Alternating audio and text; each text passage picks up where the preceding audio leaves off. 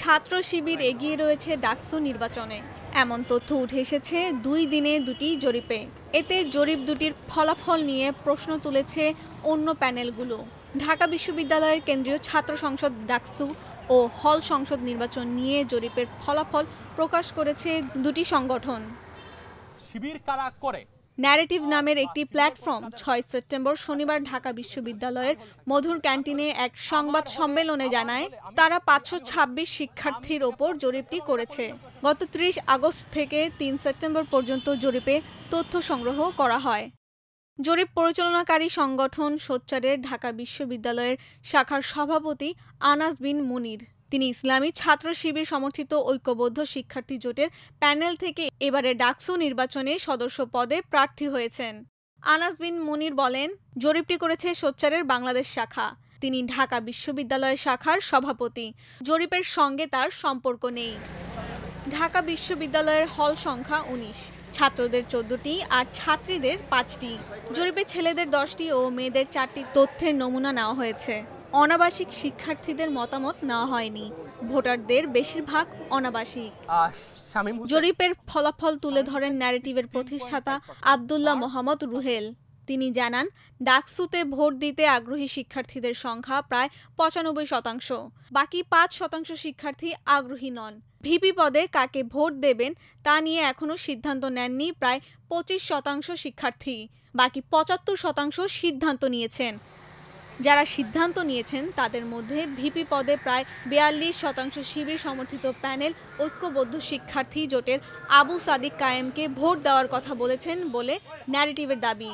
আর স্বতন্ত্র প্রার্থী শামীম হোসেনকে ভোট দেবেন 16.5% শিক্ষার্থী। এছাড়া ছাত্রদলের ভিপি প্রার্থী আবিদুল ইসলাম খানকে 14 এবং স্বতন্ত্র শিক্ষার্থী ঐক্যের প্রার্থী উমামা ফাতেমাকে প্রায় 9%। 8% শিক্ষার্থী বৈষম্য বিরোধী শিক্ষার্থী সংসদের ভিপি প্রার্থী আব্দুল কাদেরকে ভোট দেওয়ার কথা বলেছেন। অন্য প্রার্থীদের ভোট দেওয়ার কথা বলেছেন 11% শিক্ষার্থী। উল্লেখ্য, এই প্রতিবেদনে কিছু ক্ষেত্রে শতাংশকে পূর্ণ সংখ্যায় দেখানো হয়েছে। জিএস পদে কাকে ভোট দেবেন তা ঠিক করেছেন 66% শিক্ষার্থী। তাদের মধ্যে শিবিরের SM ফরহাদকে 32.5, ছাত্রদলের শেখ তানভীর বারী হামিমকে 16, স্বতন্ত্র প্রার্থী আরাফাত চৌধুরীকে 16, বৈষম্য বিরোধী শিক্ষার্থী সংসদের আবু বাকের মজুমদারকে প্রায় 14 ও 7 বাম সংগঠনের যৌথ প্যানেল প্রতিরোধ পর্ষদের মেঘ মোল্লার বসুর পক্ষে 9% শিক্ষার্থী ভোট দেওয়ার কথা বলেছেন। অন্য প্রার্থীরা পাবেন 12.5% ভোট।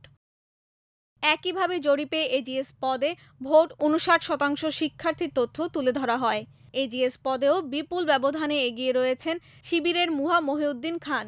তিনি পাবেন প্রায় 53%।